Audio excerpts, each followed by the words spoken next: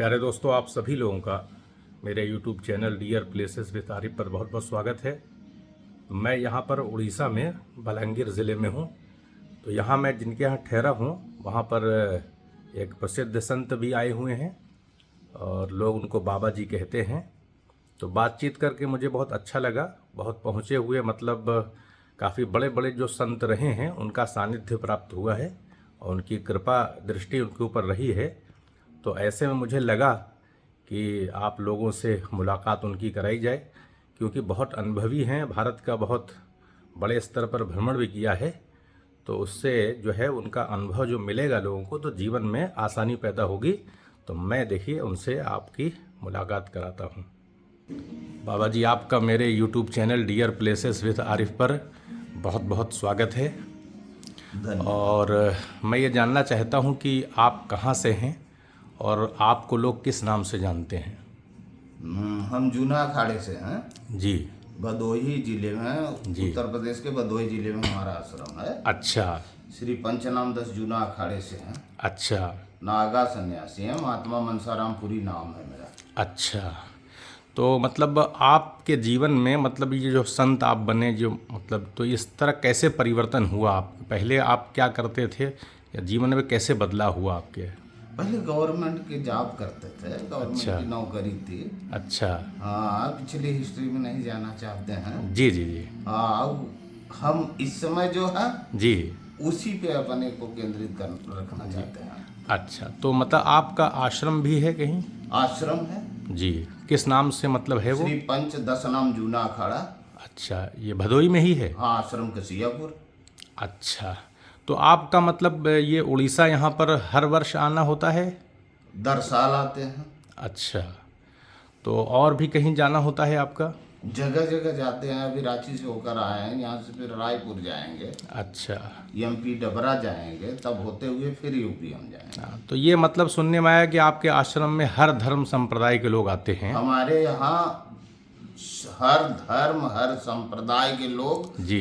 भाईचारे के साथ रहते हैं और आते जाते रहते हैं। अच्छा, आपके कोई गुरु भी हैं मतलब जो पीर जिनको कहा जाता है आपने जैसे? गुरु पीर दोनों मेरे हैं। अच्छा, तो क्या नाम है उनका मतलब? मेरे गुरु का जिनसे मैंने दीक्षा लिया जी श्री श्री 1008 श्री जी श्री सुंदरपुरी खड़ेश्वरी महाराज जी हैं। जी और हमारे पीर साहब जो हैं जी वो उनका नाम है, जी लोग उनको बड़े प्यार से जी। गुलाम नबी आजाद कहते हैं। अच्छा ये मुगल सराय के हैं। अच्छा, मुगल सराय के हैं। तो वो भी किसी सूफी सिलसिले से हैं? हाँ, सूफी। अच्छा, सूफी। संत हैं। तो उनसे आपकी कब मुलाकात कैसे हुई थी? हमारी उनसे मुलाकात 1991 में। अच्छा, 91। तो फिर उनके आप सानिध्य में आपको कुछ लगा होगा कि उनके पास कुछ है ऐसा नहीं, कुछ कम? दैवी शक्तियाँ उनके पास थी, तभी ना हम उनके पास जी। जुड़े। तो ये भी कहा जाता है कि स्वामी अलगड़ानंद जो रहे हैं उनसे भी आप मिले? उनसे भी हमारी मुलाकात हुई। अच्छा, उन्होंने आपको बुलाया था? बुलाया था। अच्छा किसी एक लड़के के सिलसिले में उन्होंने बुलाया। अच्छा।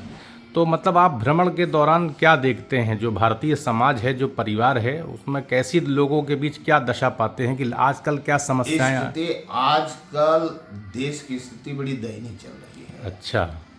भाई भाई का नहीं रह गया है। जी इतनी लोलुपता लोगों में बढ़ गई है। जी लोगों का आपसी प्यार जो है जी। अपने बीवी बच्चों तक ही सीमित रह गया है। अच्छा। भाई भाई को नहीं चाहता। अच्छा। बहन भाई को नहीं चाहती। जी ये समाज के लिए जहर का काम कर रहा है। जी जब तक जी हम आपस में एकत्रित होकर एक साथ नहीं बैठेंगे जी तब तक जी हमें कैसे पता चलेगा किस कठिनाई में कौन सा परिवार गुजर रहा है। जी हमें कठिनाई को देखना चाहिए, जी स्वार्थ से हट जाना चाहिए। जी हम स्वार्थी धीरे धीरे जी स्वार्थी हो जा रहे हैं। भारत स्वार्थियों का मुल्क नहीं रहा है। जी एक वासुदेव कुटुंबकम यहाँ चलता था। जी एक दूसरे की पीड़ा को एक दूसरा समझता था। जी। लेकिन आज हम जाति धर्म जी तमाम बुराइयां वो आ गई हैं। कुछ ऐसे अराजक तत्व हैं जी जो कि डेली भ्रामक प्रचार करके जी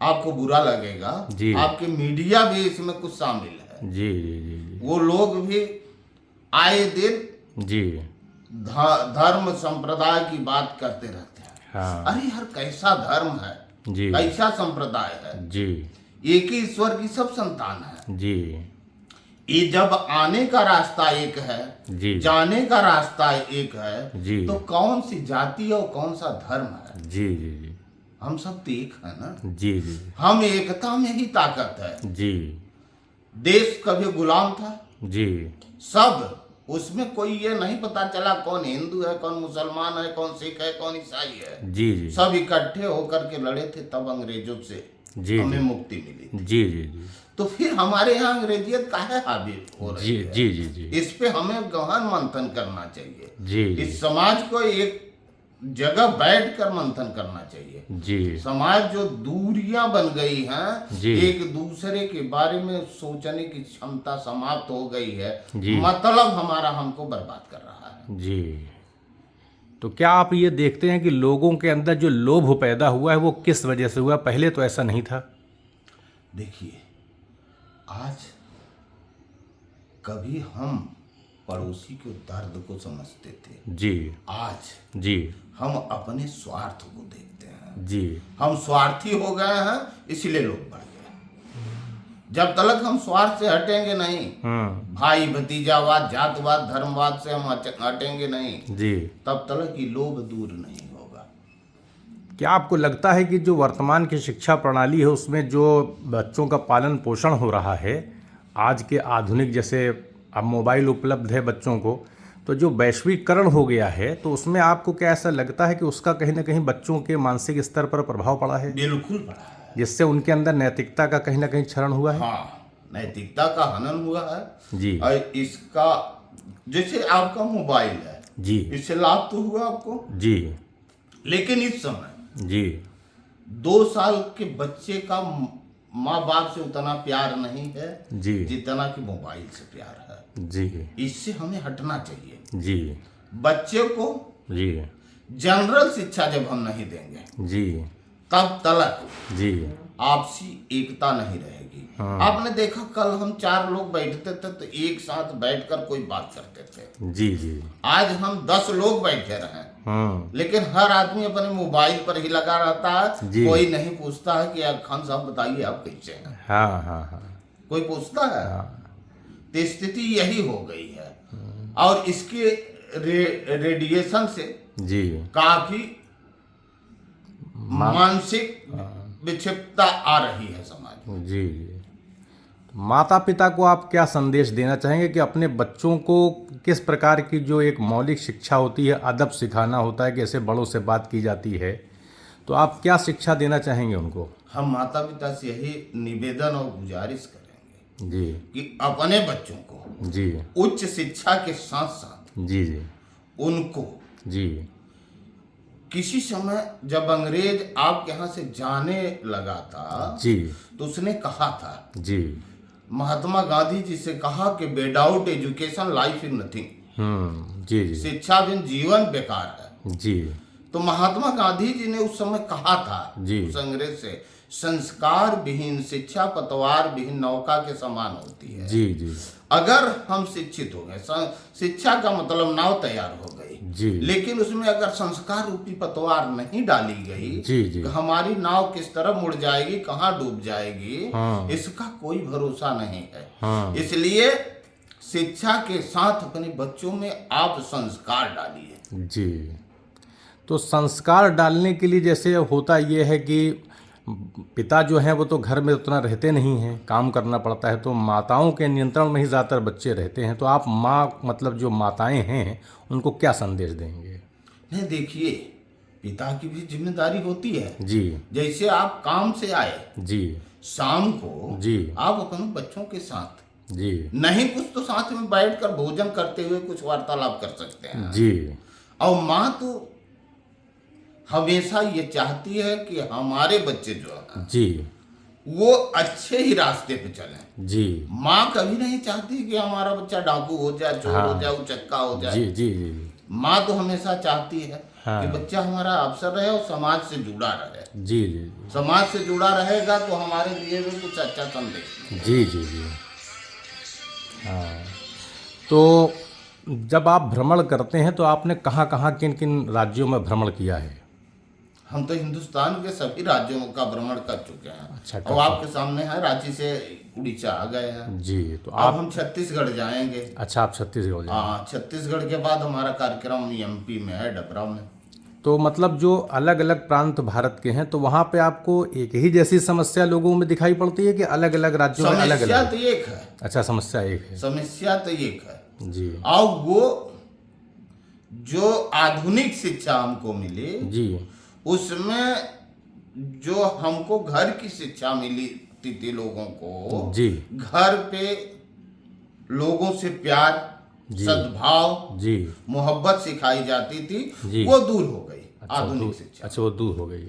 पश्चिमी सभ्यता को हम ज्यादा ग्रहण कर लिए, अपनी सभ्यता को भूल गए। भूल गए। अच्छा, ये बताइए कि जैसे अभी आपको क्या लगता है कि कहीं ना कहीं इसके लिए राजनीति भी, जैसे सांप्रदायिकता के जिस तरह से उदय हुआ है भारत में, तो क्या आपको लगता है जो राजनीतिक वर्ग हैं, पॉलिटिशियन जो हैं, वो कहीं ना कहीं अपने स्वार्थ को सिद्ध करने के लिए देश को सही दिशा नहीं दे रहे हैं? इसमें कोई दो राय नहीं है। जी राजनीतिक व्यक्ति जी अपने स्वार्थ को जी जाति, जी धर्म जी और खासकर अपने संप्रदाय के एंकरों से मिलकर के जी लोगों में जी सामाजिक विष घोला, हाँ। जिसका जी। आज दुष्परिणाम हमें आपको, इस समाज को भुगतना पड़ रहा है। जी।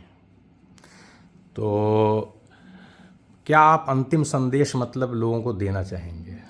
हमारा अंतिम संदेश यही रहेगा जी कि इन राजनेताओं की बातों को दरकिनार करके जी आपसी एकता, सद्भाव, सदाचार जी बना कर रखें, जी। जिससे हमारा देश तरक्की और विकास करेगा। क्या आपको लगता है कि लोगों के अंदर कहीं ना कहीं जो एक अहंकार का एक प्राकृतिक एक भाव होता है, जो एक अहम भावना होती है, उसको दबाने के लिए क्या किया जाए? उसको दबाने के लिए माँ बाप बच्चों को एक जनरल शिक्षा दें। अच्छा। हाँ, जो हम लोगों के जमाने में हमको मिलता था। जी हाँ, बड़ों के साथ कैसे उठना है, कैसे बैठना है। कोई आया जी हमसे अगर उमदराज है, जी चाहे किसी जाति धर्म का हो, जी उनसे जी। कम से कम हाथ जोड़कर प्रणाम तो करना चाहिए। जी। अगर हम अपनी संस्कृति को जागृत करेंगे हाँ, तभी इस देश का कल्याण और विकास होगा, वरना नहीं। अच्छा, एक समस्या ये भी दिखाई पड़ती है मुझे कि लोग ईर्ष्या की जो भावना है कहीं ना कहीं उससे ग्रसित होते हैं, तो ईर्ष्या से कैसे मुक्त हुआ जा सकता है? देखिए, ईर्ष्या से मुक्ति तो नहीं मिल सकती। जी इसलिए नहीं मिल सकती जी कि आप पत्रकार बंधुओं में सबसे ज्यादा टीवी का प्रचलन बढ़ गया है जी हमारे यहाँ, जी और उस टीवी पर तरह तरह की ईर्ष्या का विष बोया जाता है। जी जी जो कि पत्रकार बंधुओं से हमें निवेदन है, जी। ये ईर्ष्या का बीज बोना छोड़ करके जी सदाचार का बीज बोएं, जी। आपसी एकता बढ़े, हाँ जिसमें उनका भी नुकसान नहीं है, जी। समाज का नुकसान नहीं है, देश का नुकसान नहीं है। ईर्ष्या से हमारे देश का भी नुकसान है, समाज का नुकसान है, जी व्यक्ति का व्यक्तिगत नुकसान भी है। जी हम ईर्ष्या में, द्वेष में जी। अपने आप को ही समाप्त करते हैं। हम कहिए कि आपसे ईर्ष्या करें जी। तो आपका नुकसान कर पा रहे हैं, जी, नहीं, नहीं। हमारा भी नुकसान हो रहा है जी। ईर्ष्या से। तो ईर्ष्या को परे करके हाँ सदाचार और प्रेम की भावना से लोग आपस में रहें। देखिए जी कितना आनंद आता है। कल हमारे देश में यह था, एक पड़ोसी के घर में अनाज नहीं था, दूसरा पड़ोसी दौड़ा जाता था, उसके यहाँ अनाज देता था। जी ये प्रेम था उसका। जी लेकिन आज जी साला खाए भी मर जाए, हमसे क्या मतलब। जी जी जी ये इससे है। जी। और इसमें खासकर जी। आप पत्रकार बंधुओं का विशेष योगदान है। खैर, मैं तो पत्रकार नहीं हूँ, ये यूट्यूब का मेरा चैनल है और ये मैंने चैनल जो है वो जो बेसहारा लोग हैं उनकी मदद के लिए चलाया हुआ है। धन्यवाद आपको। जी जी। और मैं आप ये ऐसे नेक कार्यों पर आगे बढ़ते रहें, जी हम आशीर्वाद के साथ आपके साथ हैं। जी, अंतिम मेरा प्रश्न ये है कि क्या आपको लगता है कि जो जैसे माता पिता कभी कभी संपत्ति जो है वो वितरित नहीं कर पाते हैं, उनका देहांत हो जाता है, तो फिर भाई बहन आपस में झगड़ा करते हैं, तो इस समस्या को आप मतलब क्या संदेश देना चाहेंगे? इस समस्या को भाई बहन जी सब एक साथ बैठ करके जी इस समस्या का निराकरण निकालें। जी कभी कोई तीसरे की बात और तीसरे का हस्तक्षेप इसमें बर्दाश्त न करें। जी। आपस में बैठकर जी। अगर संपत्ति की बंटवारा कर रहे हैं जी। तो उनका प्रेम नहीं बढ़ेगा। जी अगर तीसरे को ला करके उसमें इन्वॉल्व कर देंगे जी तो उनका प्रेम बढ़ सकता है। इसलिए तीसरा इस समय ईर्ष्या देश से इतना भर गया है, जी उनकी भलाई नहीं चाहेगा। जी तो आपस में पहला जी प्रेम, सद्भाव, मोहब्बत बना करके एक साथ बैठकर बात करके किसी समस्या का निराकरण करें जी तो बड़े आराम से वो सॉल्व हो जाएगा। जी।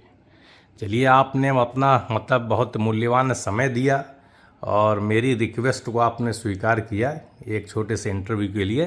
तो मेरा भी यही मानना था कि आप क्योंकि हर जगह जाते रहते हैं, अनुभव है, तो आपके संदेश से लोगों को लाभ होगा, तो मैं यहाँ पे आया था।